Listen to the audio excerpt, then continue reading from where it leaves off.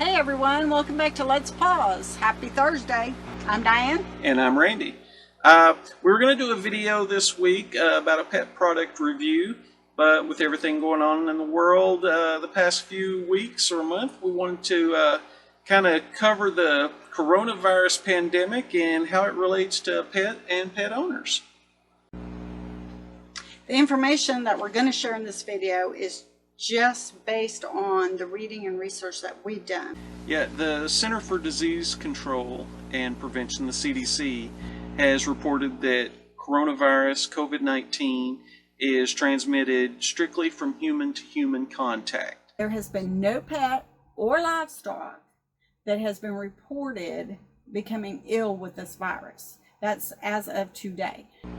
More good news, the World Health Organization has said that there has been absolutely no evidence that dogs or cats can become sick with the virus. Around the end of February, there was a story that hit the airwaves about a dog in Hong Kong having a quote-unquote weak positive result for the coronavirus. What is a weak positive? The experts are saying that that is not a true positive result.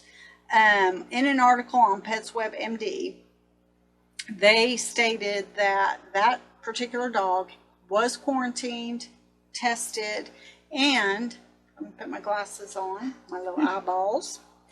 The Hong Kong Agriculture, Fisheries, and Conservation Department, they're the ones that actually quarantined the dog and have continued testing the dog. Now, an agency representative has came out and said that what they believe is that the weak positive result could have been from environmental contamination. There was a lot of panic when the disease first started in China. News reports were coming out that there was widespread killings of pets, stray dogs, and that because of the fear that that's how the disease was spreading so rapidly. It appears now that that's not been the case. So we want to stress that the CDC says that there is no evidence that pets can contract or spread the coronavirus disease to humans or to pet. Yes, it's very important to get that word out there. They also state that other than the rabies virus, it is, in their words, extremely difficult for any other type of disease to spread from your pet to a human. So it's good news. Yeah, I mean, so that's very important because we want y'all to feel at ease like we did after finding all this out. In the same article from PetWebMD, Dr. Guy Palmer, a veterinarian at... Well, let me put my eyeballs on because I want to make sure he gets credit. He is a senior director at the Washington State University Paul G. Allen School for Global Animal Health.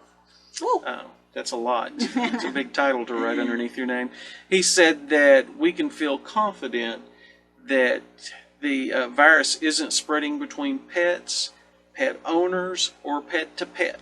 So with all that being said, we wanted to also cover a quick topic that ABC.net News has recently reported. They just updated it on Friday, that there is a surge in pet fosterings and adoptions. With people being confined to their homes, they're now thinking of, hey, let me get a buddy, live in the house with me.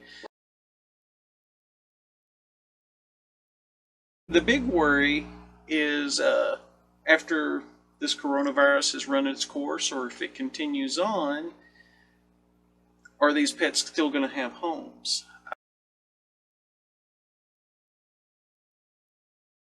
Kind of keeping the organizations on edge, not only because of the financial downturn, they also are kind of sitting on edge waiting to see what happens. A lot of those organizations are expecting an influx in surrendered dogs and cats, which is going to be a huge hardship on them since their finances are already down, and then having to bring in a larger amount of dogs and cats than they normally would at this time of year.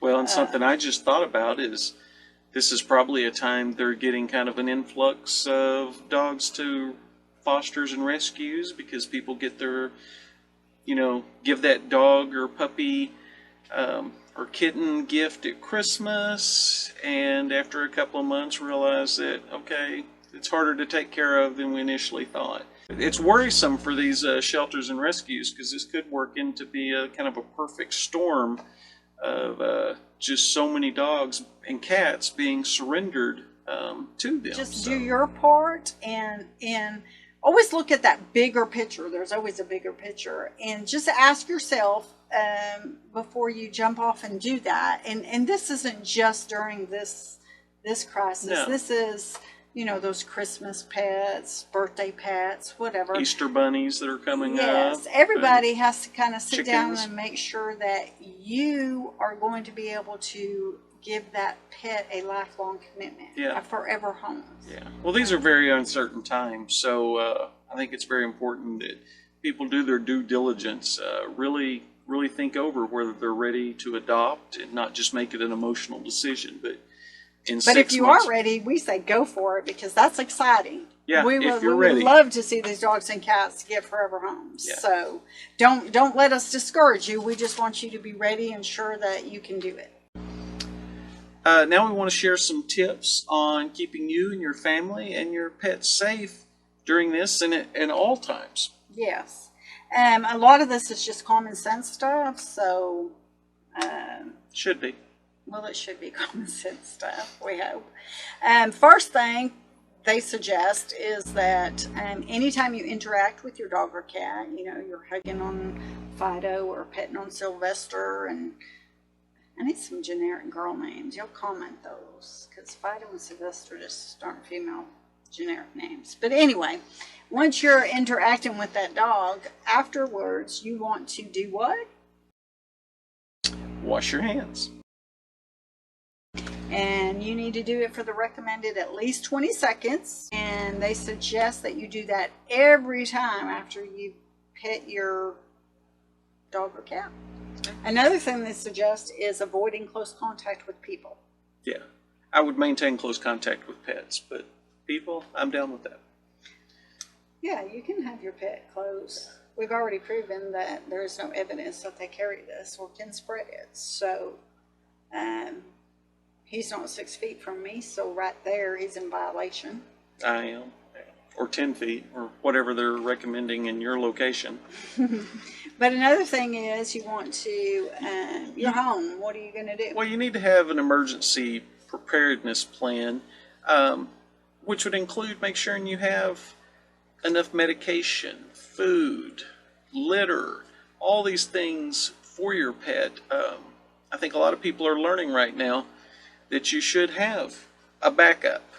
Yeah, but he's not saying stockpile that, No, folks, don't be- because y'all are doing that. Don't be Some of hoarding. you. Don't be hoarding the cat litter. She had to try to find cat litter this week. I had to and, drive 45 miles into Texas to find cat litter. I don't know what everyone's doing with the cat litter, but it's in short supply. So yeah, don't go out and buy 200 pounds of dog food or cat food or. Actually, what the CDC is suggesting is 2 weeks to a month. So I go monthly. I'm saying if I have enough litter to last me for a month, enough dog food, cat food to last me for a month, we should be good. Obviously, we don't know how long this is going to last, but I think it's important to mention that we need to be courteous to the other pet owners, because when you're there, if you're stockpiling dog food into your cart, that pet owner that's coming up behind you probably needs that same thing. And if it's not there, then what happens to them and their pets? So just, be courteous and remember there's lots of pet owners out there that all need the same product. Yeah, that's just like the toilet paper. There's no reason. Don't even get me started. There's no reason to have 100 cases of toilet paper in your house. Don't even get me started.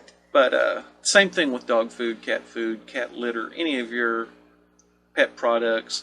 Don't hoard them, but make sure you have enough to last a couple of weeks or a month, whatever you feel comfortable with, not a year. And if you're sick, stay at home, Yes. please. I was in Walmart the other day, and there was a lady in there, and she was just coughing and sneezing, and I overheard her say while she was holding her cart, and I was trying to figure out what direction I could go in to avoid her. I heard her say she had to come in. She wasn't feeling good, but she had to come in for that sale item.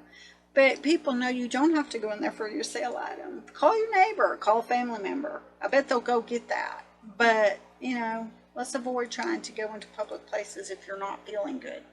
That should be all the time, too. True. Another thing is if you live in an area where there has been a positive case of COVID-19, you may want to avoid contact with unfamiliar or stray animals.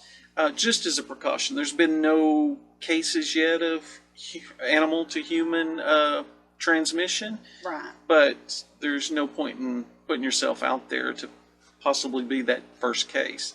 Okay, and if you're one of those unlucky individuals that actually does come down with the COVID-19 virus, you want to go ahead and limit yourself from your pets and other pets and animals, and obviously the public. Now, there are going to be those situations where you may have a dog that needs to be taken out for a walk. You live in an apartment, your dog needs to be taken out for a walk.